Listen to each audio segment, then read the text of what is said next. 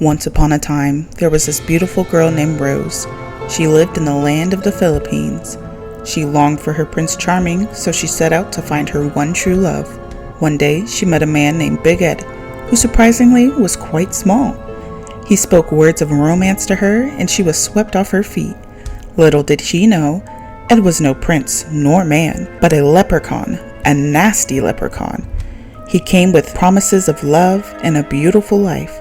She fell for his lies and was almost taken to the land of America by this monster. One fated day, he slipped up on his lies, and she finally saw through his trickery.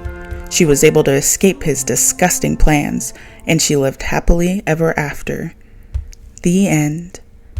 Or is it? Well, why don't we go and take a peek at what that leprechaun is doing? Well, that leprechaun decided to go and do 4 more seasons of 90 Day Fiancé. Yes, we are talking about Big Ed and also Liz today. I'm not really going to make a video on this season too much. I mostly am doing this because I saw some stuff earlier. I'll save that for the end of the video. But for the people that were somehow blessed enough not to see Big Ed pop up on their screen, I'm just going to give a quick recap. So Ed graced our television screens back in 2020 on 90 Day, before the 90 days, which is crazy to think that it was only 4 years ago, because I feel like I have been watching this man for at least 10 years. Somehow, this guy sucks so bad. Not only did he age Liz, he also aged me. I somehow thought I have been with this guy for 10 years. But basically, he started out, and before the 90 days, he met a girl named Rose in the Philippines, and he went over there, and let's just say he was just disgusting.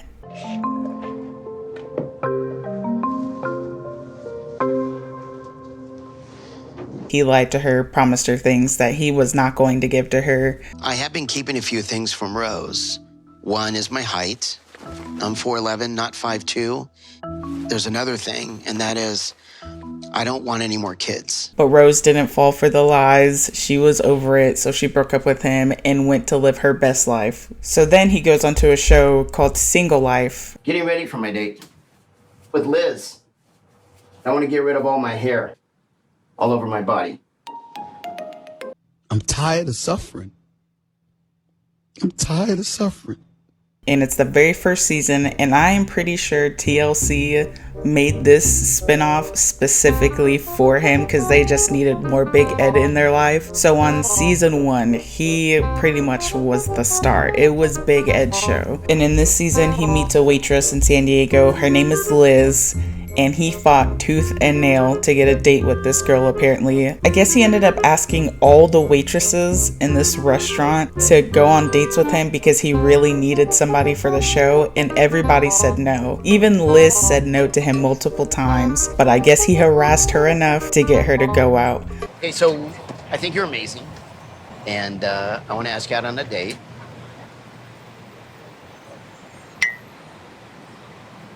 So we can get to know each other.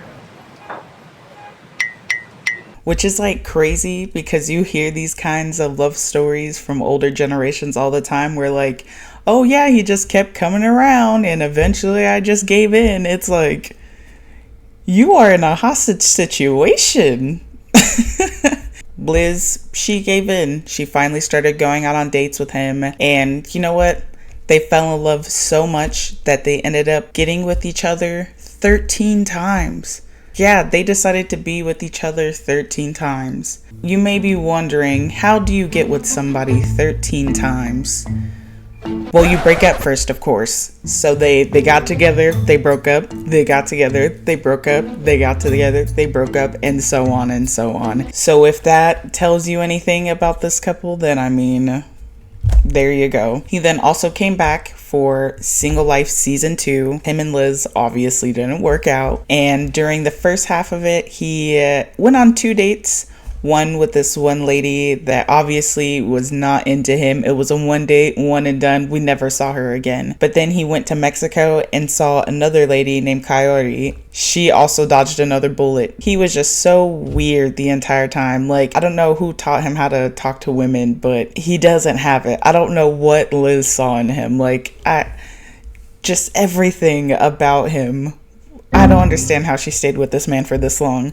But anyway, and in season 2 of The Single Life, the only parts that ever made me feel any kind of emotion in Ed's segments were that his puppy, Teddy, died.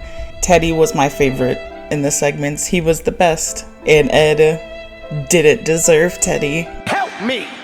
Help me! But after Teddy's passing, Ed obviously milked the hell out of it. And he also used it to his advantage to get Liz back. Not only did he get Liz back. So how long have you guys been back together? Oh gosh. Today is Saturday. Like 8 days. Wait, stop the motherfucking music. You, are you dumb? I am engaged. We're engaged. I'm so in love. Soon to be married. Give it up for the lovely couple. And now Liz and Ed, both as a couple, came back to 90 Day, and not to happily ever after, no. Like any fresh engaged couple, they had to go to a resort for marriage counseling because they were already falling apart. They weren't even married yet.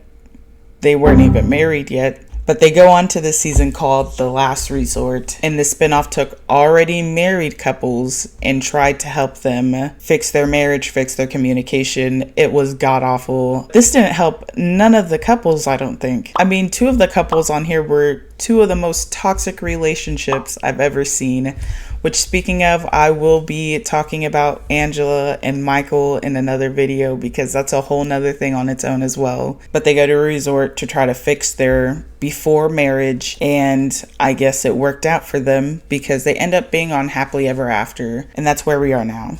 So I'm just gonna zoom past these episodes that have already come out. They're still coming out, but last Sunday, Liz and Ed officially broke up.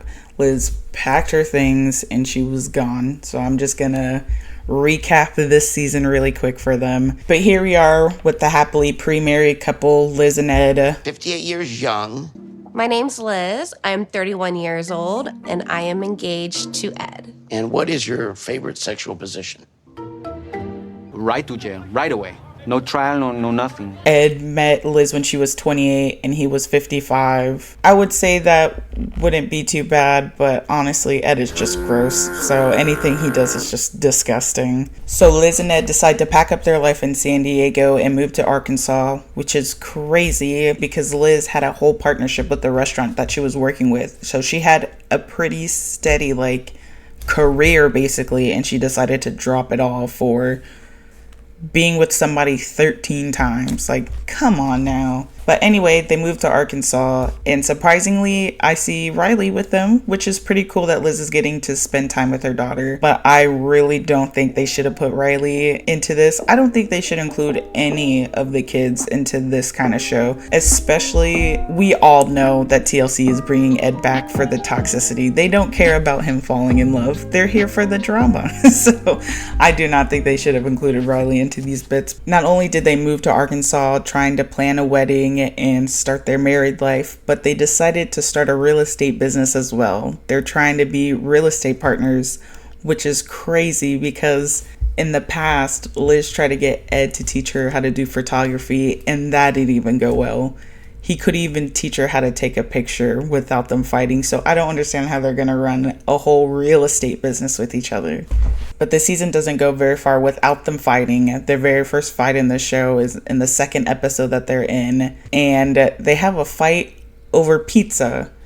Breakfast pizza, which later on they end up having a fight about another food. So I don't know if they just hate each other's cooking or what's going on, but they also had a fight in The Single Life about her eating nachos from a gas station. It makes no sense to go to the gym and then go to 7-Eleven and eat nachos. I don't eat nachos. Yes, you do. No, literally, Yes. There's 8 TV dinners down there that you eat every night. I know. But they decide to brush that fight off to the side and just go on about their lives. Now Liz goes out and buys her wedding dress, and her dress is actually really pretty, but it is 885 buccarinos. And knowing what we all know now, dang, I hope she can return that little dress, because that is a lot of money to just throw down the drain like that for a dress that you're probably not going to end up wearing again after this.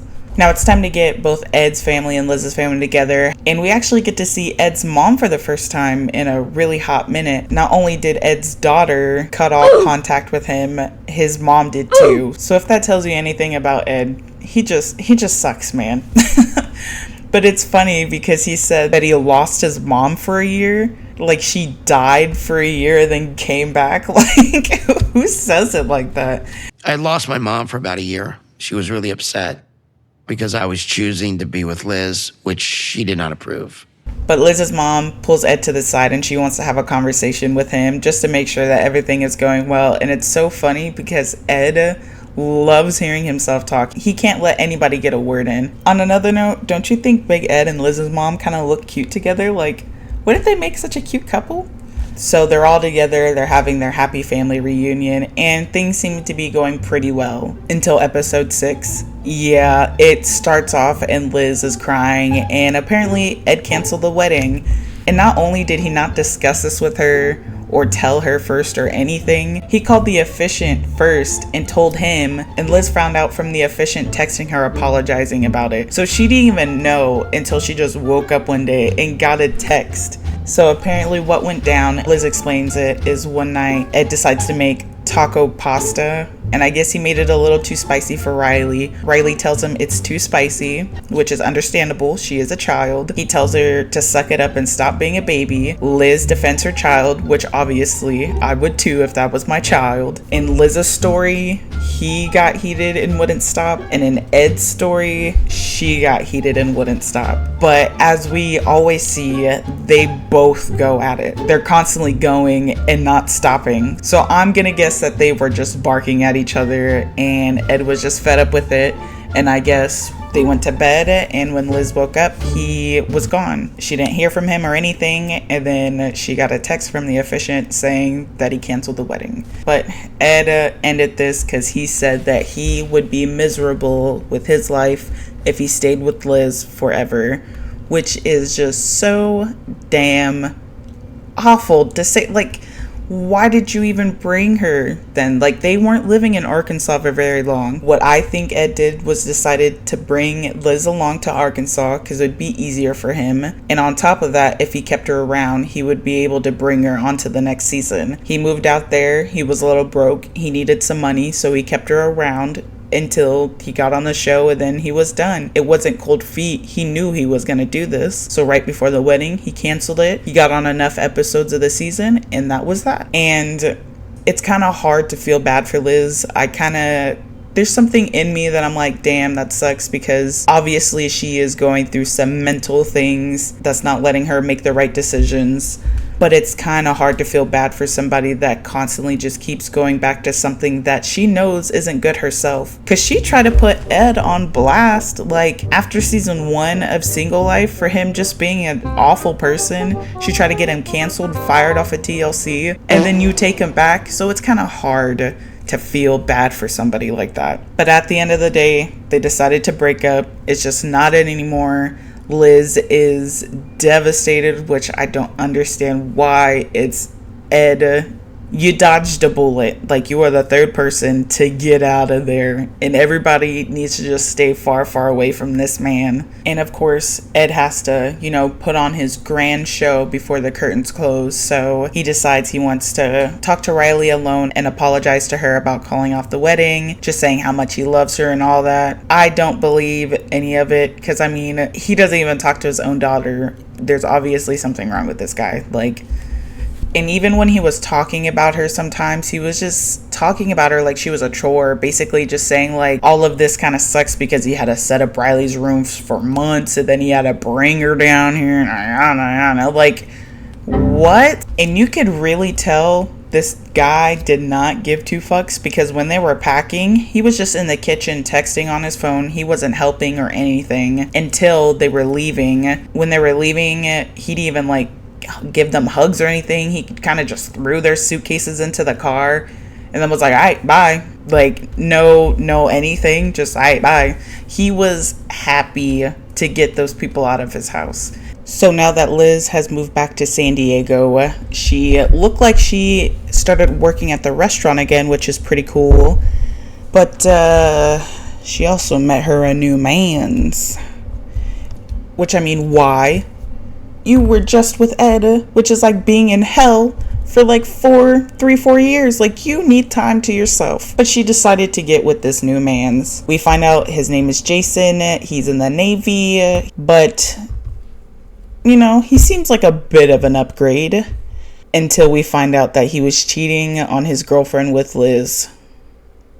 For the love of everything, where is Liz finding them? Where is she finding these guys at? I'm not going to dig into the details. There's a YouTuber that I love watching. He talks about 90 Day Fiancé as well. It's Your Wet Sock. I'm sure most of you have heard of him already, but he does do a deep dive into Liz and Jason's new relationship and the whole cheating allegations and everything. But now I want to get into what I found. On her Instagram story, she posted some pictures, and a few of them, she was wearing a ring. And it was a pretty ring at that. And I was reading the comments. When you look at the picture, yeah, it is her right hand. It's not the wedding ring finger.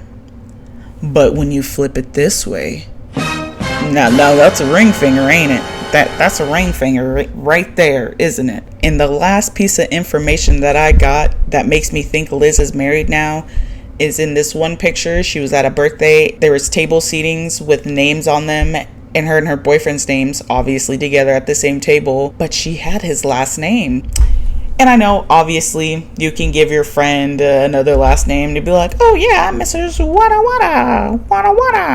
But I have a feeling that they actually got married. The way Liz moves, I have a feeling they're married, which is crazy. They couldn't have been together for more than, a year, and you're already married?